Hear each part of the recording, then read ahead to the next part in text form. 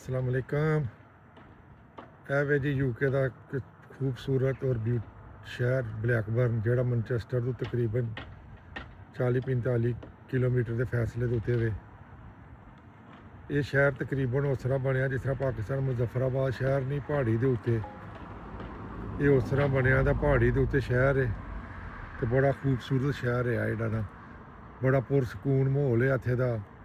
ਇਹ ਤੁਹਾਨੂੰ ਵਿਖਾਉਣ ਦਾ ਮਕਸਦ ਇਹ ਵੇ ਕਿ ਸਿਰਫ ਇੱਕ ਸਾਈਡ ਮੈਂ ਤੁਹਾਨੂੰ ਦਿਖਾ ਰਿਹਾ ਵਾਂ। ਦੇਖੋ ਇਹ ਨਜ਼ਰ ਆ ਰਿਹਾ ਨਾ, ਮੈਂ ਤੁਹਾਨੂੰ ਇੱਥੇ ਮਸਜਿਦਾਂ ਵਿਖਾਉਣਾ ਕਿੰਨੀਆਂ ਨੇ ਇਹਨਾਂ ਗੋਰਿਆਂ ਦੇ ਮੁਲਕਾਂ ਦੇ ਵਿੱਚ। ਦੇਖੋ ਇੱਕ ਮਹੱਲੇ ਦੇ ਵਿੱਚ ਹੀ ਜਿਹੜਾ ਦੇ ਮੀਨਾਰ ਨੇ, ਇਹ ਜੇ ਇੱਕ ਮਸਜਿਦ, ਠੀਕ ਹੈ, ਇਹਦੇ ਨਾਲ ਹੀ ਜੇ ਇਹ ਦੂਸਰੀ ਮਸਜਿਦ ਜੇ,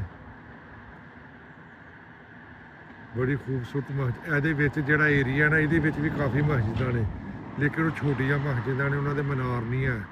ਜਿਹੜੀਆਂ ਮੈਂ ਮਸਜਿਦਾਂ ਤੁਹਾਨੂੰ ਦਿਖਾ ਰਿਹਾ ਨੇ, ਜਾਮੀਆਂ ਮਸਜਿਦਾਂ ਨੇ, ਔਰ ਬੜੀ ਵੱਡੀ ਮਸਜਿਦ ਹੈ।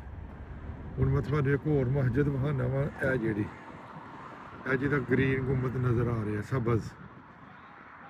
ਇਹਦੇ ਪਿੱਛੇ ਜਿਹੜੀ ਆ ਮਸਜਿਦ ਹੈ ਨਾ, ਵੱਡੀ ਆ, ਜਿਹਦਾ ਵੱਡਾ ਗੁੰਬਦ ਨਜ਼ਰ ਆ ਰਿਹਾ, ਇਹ ਬਹੁਤ ਵੱਡਾ ਮਰਕਜ਼ ਹੈ। ਇਹ ਜਿੰਨੇ ਵੀ ਤਬਲੀਗੀ ਜਮਾਤ ਵਾਲੇ ਪੂਰੇ यूके ਜਾਂ ਵਰਲਡ 'ਚੋਂ ਆਉਂਦੇ ਨੇ ਨਾ, ਜਾਂ ਜਾਂਦੇ ਨੇ ਇੱਥੋਂ, ਸਭ ਤੋਂ ਪਹਿਲਾਂ ਇੱਥੇ ਆਉਂਦੇ ਨੇ, ਇੱਥੋਂ ਫਿਰ ਅੱਗੇ ਭੇਜਦੇ ਨੇ।